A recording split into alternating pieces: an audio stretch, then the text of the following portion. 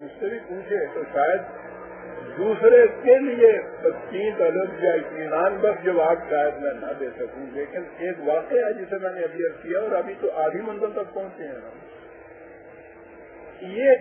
یہ ہوتا کس طرح سے ہے میں یہ عرض کر دینا چاہتا ہوں، کوئی مافوق الفطرت قوت نہیں، میرا کوئی دعویٰ ایسا نہیں ہے کہ اس میں کوئی چیز بھی ایسی جو فوق البشر ہو، کچھ نہیں، ایک عامی انسان اس سے زیادہ کچھ، لیکن یہ ہے حقیقت کہ انسان کے اندر اتنی صلاحیتیں پوشیدہ ہیں کہ اس کو خود بھی ان کا علم نہیں ہے۔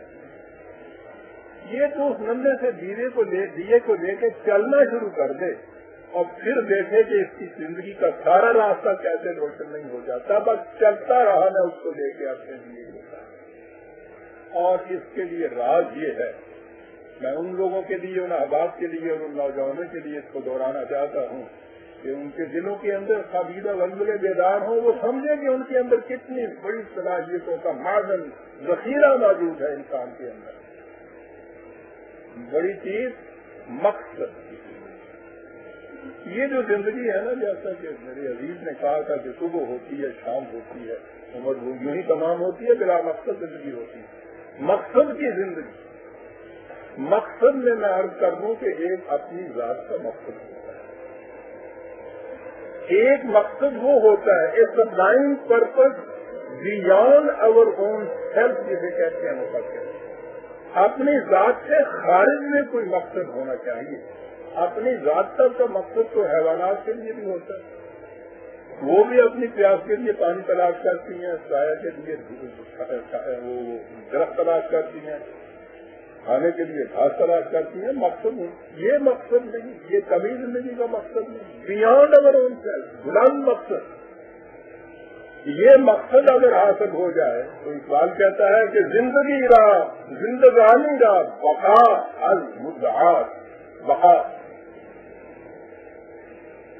پرپز اور سبلائم purpose beyond our own self, یہ سامنے اگر آ جائے، زندگانی را بقا از مدعات، اس سے تو بقا حاصل ہو جاتی ہے۔ کاروانی سنا درا از مدعات، کاروان بھی ہوتا ہے لیکن وہ اٹھ کے چلتا نہیں، مدعا سامنے آ جائے تو وہ جو کاروان کی جڑ سے کارواں ہوتی ہے، وہ کہتا ہے، وہ گھنٹی بجانے شروع کر دیتا ہے جو مدعا ہوتا ہے، اور کارواں چل پڑتا ہے۔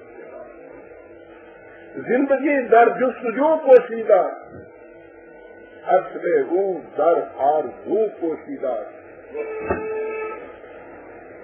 ایک بلند مقصد، ایک بلند آرزو، اور پھر اس کی جستجو، یہ ہے زندگی کا نام۔ وہ کہتا ہے ماض تخلیق مقاصد زندہ ہے، ہم زندہ اس طرح سے ہیں کہ مقاصد اپنے تخلیق کرتے چلے جائیں، پیدا کرتے چلے جائیں، کریٹو مائنڈ ہونا چاہیے۔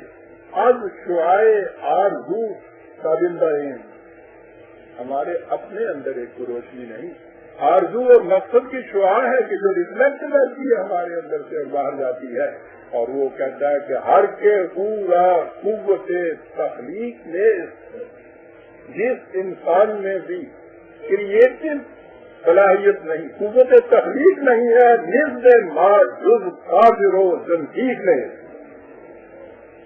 تو مسلمان ہونے کی شرط یہ بتاتا ہے۔ اس لیے کہ خدا کی جو صفت ہے خالق ہونے کی، اس نے اپنے آپ کو احسن الخالقین کہا ہے۔ یہ بڑا عجیب نقطہ ہے۔ خالقین کے معنی یہ ہے کہ وہ خدا خود اس چیز کو تسلیم کرتا ہے کہ خالق بہت زیادہ بھی ہو سکتے ہیں، جبھی تو خالقین کہا۔ اپنے متعلق یہ کہا کہ میری تخلیق حسن کامل کا مظاہر ہوتی ہے، انسانی تخلیق جو ہے وہ محدود پیمانے پہ ہوتی ہے، لیکن خالقین دنیا کے اندر ضرور ہوتے ہیں، میں ان میں سے ایک خالق ہوں۔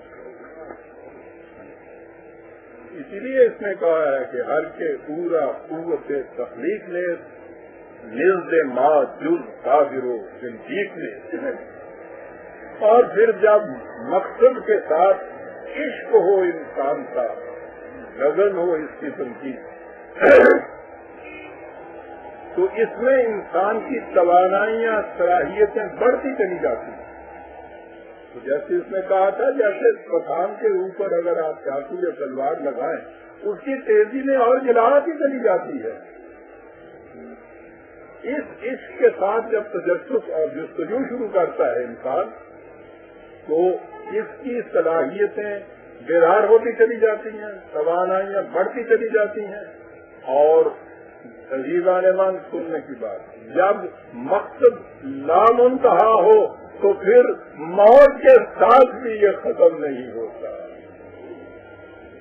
کیونکہ مقصد کی پیمائش کے اعتبار سے اس کی زندگی کی پیمائش ہوتی ہے. جہاں اس کا مقصد ختم ہوتا ہے وہیں اس کی موت ہوتی ہے, جہاں بازو سے ملتے ہیں وہیں سے یاد ہوتا ہے. مگر کوتاہی ذوق عمل ہے, خود گرفتاری جہاں بازو سے ملتے ہیں وہیں سے یاد ہوتا ہے. جہاں مقصد ختم ہوتا ہے موت ہوتی ہے انسان کی. زندہ ہے تو ایک زندہ لاش ہے جو چلتی پھرتی ہے, اور مقصد اگر لامنتہا رکھا جائے. اور اسی لیے اس نے کہا تھا کہ تیرے عشق کی انتہا چاہتا ہوں, میری سادگی دیکھ کیا چاہتا ہے.